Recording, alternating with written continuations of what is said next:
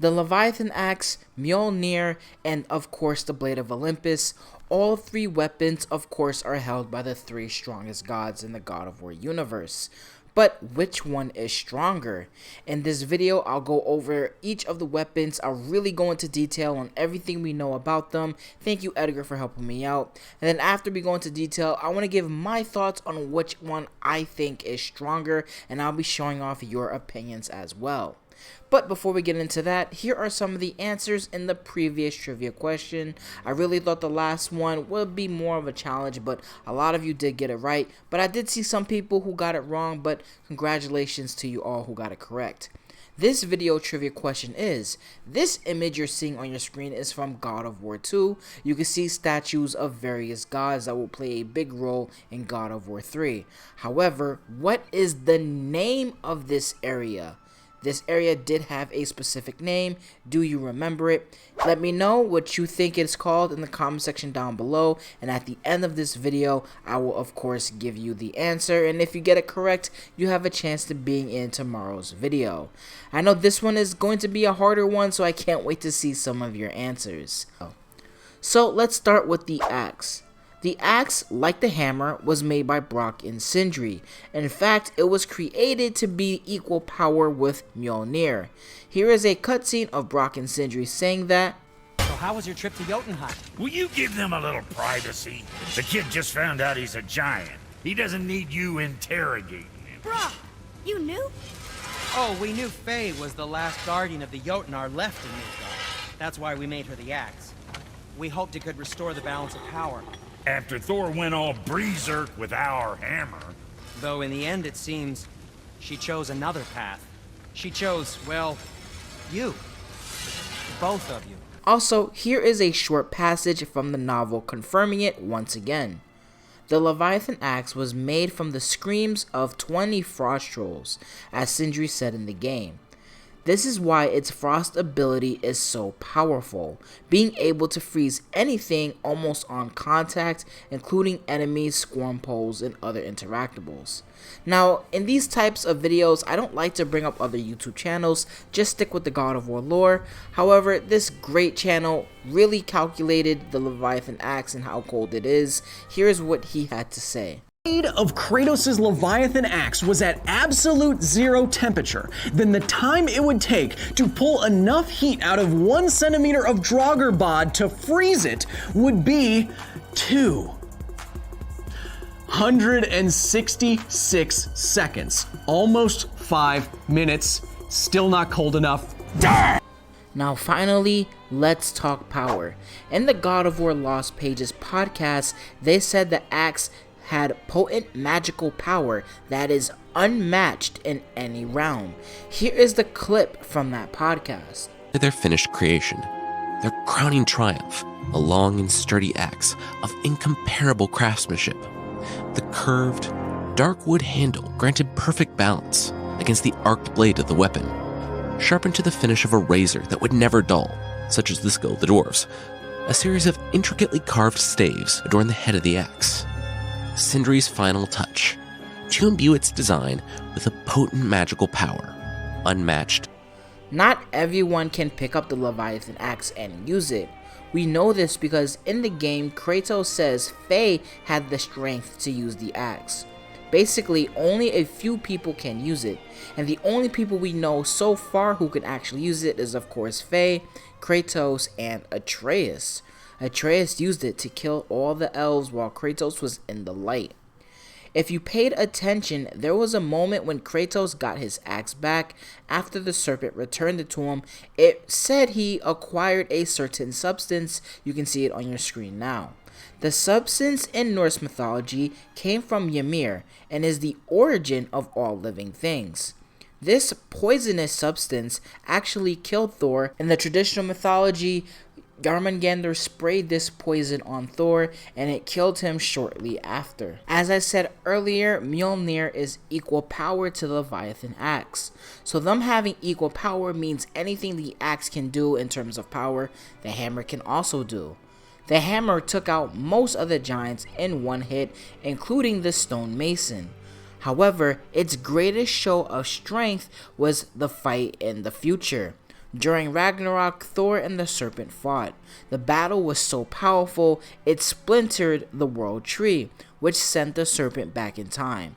Since Thor was using the hammer, the power of the hammer in the battle along with the world serpent was so great that it ruptured something that is connected through all time and space.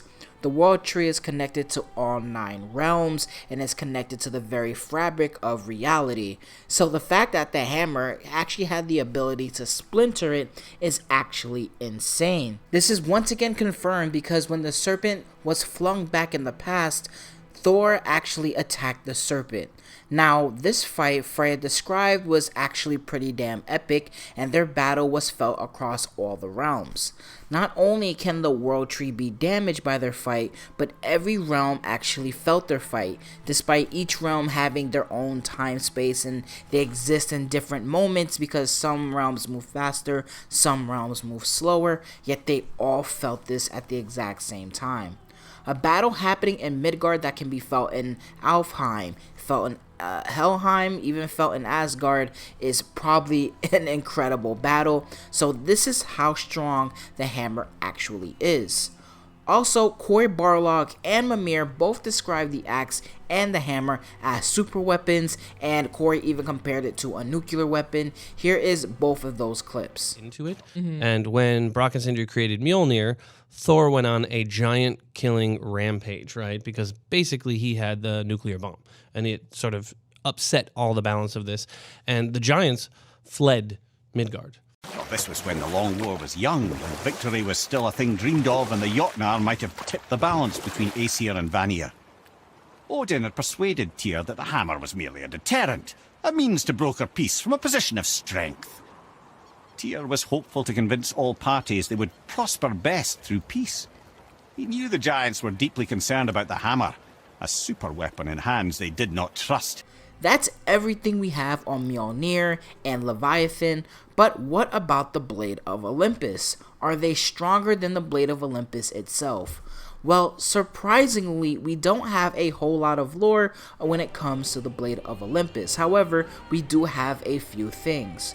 Going over to the God of War Ascension description of the Blade of Olympus, it says that it was forged from heaven and earth, and it banished all the Titans to Tartarus, which ended the Great War, and we of course saw this in the God of War 2 cutscene.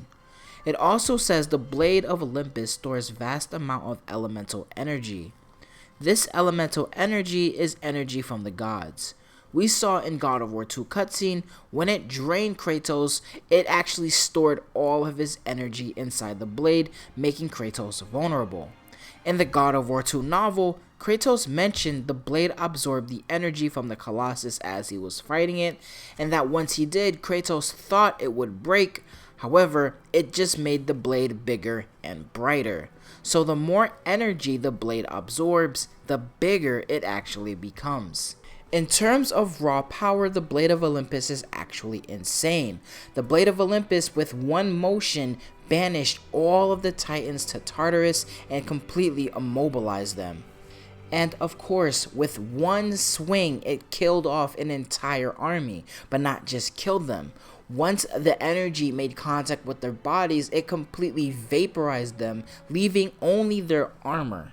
And of course, we all know that the Blade of Olympus can drain the godly abilities from, well, gods, and completely use it for itself, as we saw many times. However, I do want to point out that the Blade of Olympus, with all of its power, could not actually defeat Zeus. Kratos stabbed Zeus many times throughout their battle in God of War 2 and in God of War 3, and it could not actually take out Zeus himself. Even though the Leviathan axe and Mjolnir are super weapons, they completely change the balance of power. They can easily take out many of the gods and titans with a single blow. Kratos with a single blow killed Magni, and Thor, we all know, with one blow killed many of the giants. The magic abilities that the Leviathan axe has is unmatched in any realm, but this could be said the same for Mjolnir, as its power might be completely unmatched. When Odin went to the gods to bargain for peace, he of course didn't really want peace. He just wanted a way to get into their realm, but it said specifically that he used it as a bargaining chip for power, that this thing was so strong that the giants feared it. However, in my honest opinion, I have to say that the Blade of Olympus is just stronger. I tried to find an angle in which I could make an argument for Leviathan and Mjolnir. However, the problem is that the Blade of Olympus's impact is actually incredible. The war between the gods and the titans lasted a long time. It wasn't really a quick war. However, once this thing was made, in a single motion, it ended that war, and it has that ability to just take out any enemy that can't withstand it instantly. However, you do have to take into account that Mjolnir did pretty much break the fabric of the universe in its battle with Yarmungandr. The world tree is connected to everything and anything, and the fact that the hammer actually managed to splinter it, I think people really can't comprehend how insane breaking the fabric of reality actually is. Again, when Thor fought the serpent, once the serpent was back in time, Freya did say that it could be felt across all of the realms. And like I said earlier, all the realms exist in different planes of time and space. They are all planes stacked on top of one another. How the hell can the hammer be felt across all the realms when used at its full potential is something that shouldn't happen. But again, in my opinion, I have to give it up to the Blade of Olympus, even though Mjolnir and the Leviathan is extremely powerful. But here are your thoughts as well. I put up a poll asking you, what do you think is the strongest before I made this video, of course. And of course, the Blade of Olympus pretty much done everything else. Everybody really believes that the Blade of Olympus is incredibly powerful, more powerful than Leviathan or Mjolnir. But after watching this video, go in the comment section right now and tell me, how do you feel? With all this new information, especially on Leviathan and Mjolnir, do you think that it can be stronger than the Blade of Olympus itself? Or are you set saying that the Blade of Olympus is more stronger? Let me know your thoughts. I will be reading this. I'm very curious on if this video changed your perspective. The answer to the trivia question is the Garden of the Gods. I remember playing this when I was younger, and I saw these statues, and then Kratos was pissed because the Athena one was talking at first, and you can actually destroy, I forgot which one specifically you can destroy. I'm pretty sure you can't destroy all of them, but I think this area was pretty cool. Let me know if you got it correct in the comment section down below, and again, if you did, you might be in tomorrow's video. The winner to my God of War PC giveaway is Game Dev Coach. Game Dev Coach, I sent you a message on Instagram, the one that's attached to this account.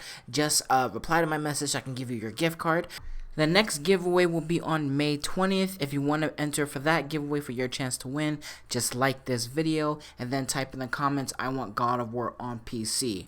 I'm going to be out of here. Thank you guys and girls for listening. Deuces.